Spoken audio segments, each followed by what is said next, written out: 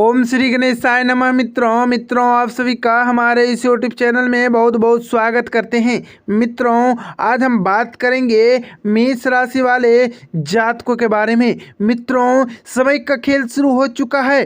प्राण जाए पर वचन न जाए। दुश्मन भी अब घुटने टेक देंगे आपके सामने वह विवश हो जाएगा। तो मेष राशि वाले जातक अब हो जाए तैयार, क्योंकि आने वाला है कुछ ऐसे क्षण, कुछ ऐसी घड़ी जो कि आपको समय रहते सारी बातों का ज्ञान होना अति आवश्यक है और आप बहुत ही जल्द उन सारे कार्यों को आप जरूर पूरा करने वाले हैं। तो मित्रों आप बस वीडियो को आखिरी तक अवश्य देखिए। वीडियो आपको अच्छा लगे तो वीडियो का लाइक करके चैनल को आप जरूर सब्सक्राइब कर लें, ताकि रोजाना राशिफल आपको समय से मिल सके और आप आने वाले दिनों को बेहतर तरीके से बना सको।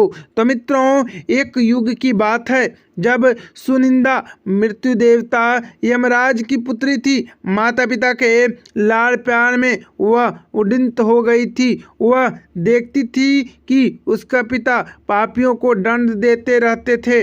वह पाप और पुण्य का अंतर नहीं समझती थी, इसलिए खेल खेल में किसी के अच्छे कार्य में बाधा डालती और किसी को अकारण मारने लगती। उनका उदारतापूर्वक कार्य करते देख वह बहुत खुश होती थी।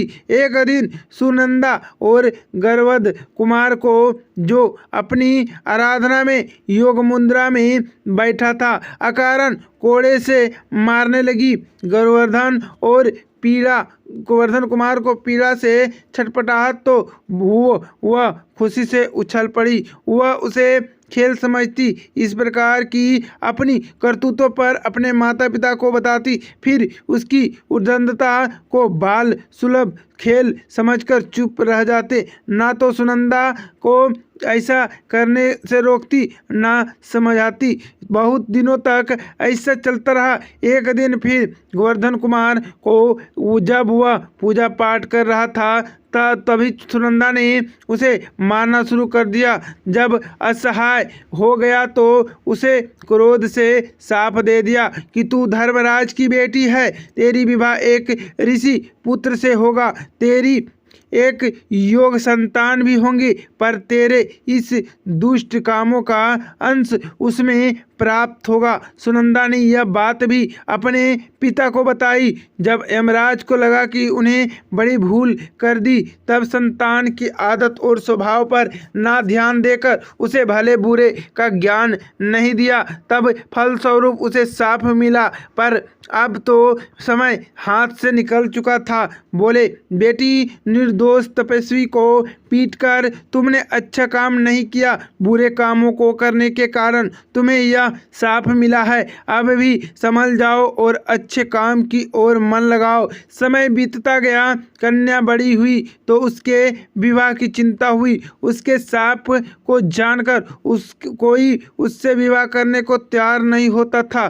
कौन उससे पैदा होने वाले पापी पुत्रों का पिता बनता। जब कोई उपाय ना रहा तो रंभा अप्सरा ने एक मोहिनी विद्या सिखा दी।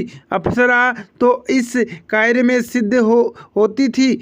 अब उसे किसी को भी मोहित करने की विद्या सिद्ध हो गई। एक दिन रंभा उसे अपने साथ लेकर वर की खोज में निकला। एक नदी के तट पर उसने अभिन्न कुमार अंग को देखा। तभी सुनंदा अंग को देखते ही उस पर मोहित हो गई। रंभा का माया था। अपनी मोहिनी विद्या के बल पर उसने अंग को अपनी मोहित कर लिया। दोनों को एक दूसरे में बहुत ही ज़्यादा अपनी असीमित शक्ति से रंभा ने उन दोनों को गर्भवध विवाह करवा दिया। दोनों सुखपूर्वक रहने लगे। कुछ दिनों के बाद उसके पुत्र हुआ, जिसका नाम वेन रखा गया। वेन 15 वर्ष अधिवर्ष के अनुरूप ही अपने पिता अंग का सम्मान तथा धार्मिक सदाचार तथा उत्तेजित गुणों से संपन्न था। आचार विचार और व्यवहार में सब उनकी बड़ी प्रशंसा करते।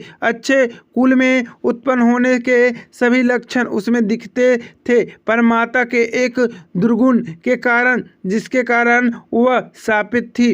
धीरे धीरे वेन में भी वह दुर्गुण प्रकट होने लगा। कुछ नास्तिक तथा कुछ दुष्टों की संगति में वह नास्तिक भी हो गया। ईश्वर, वेद, पुराण, शास्त्र आदि से झूठ लगने लगे। ज्ञान तथा संध्या आदि को वह पाखंड समझने लगा। साथ ही वह वश के हो चुका था। अपने माता पिता का कहना अब वह नहीं मानता। राजकाज में उसका हस्तक्षेप इतना बढ़ गया कि पिता अंग असहाय हो गए। राजा तो अंग थे, पर अज्ञान वेन की चलती थी। लेकिन सुनंदा समझ रही थी कि उनके संस्कारों का परिणाम शापग्रस्त इस पुत्र में उतरा आया है। उसके हठ और उदंडता पर भी किसी का वश नहीं था, बस विवश थे। वेन ने इन कर्मों से प्रजा दुखी रहने लगी। महाराज अंग आपस से मिलने लगा। जब जब प्रकार के बेन में समझकर हार गए तो आपस ने बचने के लिए एक दिन निराश होकर अंग के चुपके से घर में त्याग दिया। साथ ही राजा के बिना अराजकता बढ़ी। फिर ऋषियों ने अंग पुत्र वेन को राजा बनाया और समझाया, तुम्हारे दुष्कर्मों से दुखी होकर तुम्हारे पिता ने राज त्याग दिया। अब तुम अपना राज्य के उत्तरदायी समझो और सक्रियता पर प्रजा को सुख दो। तो मित्रों, यह राजा बहुत ही आगे चलकर अच्छा राजा सिद्ध साबित हुआ। और आपके जीवन में काफ़ी यह वीडियो अच्छे लगे तो वीडियो को लाइक करें, चैनल को सब्सक्राइब अवश्य करें।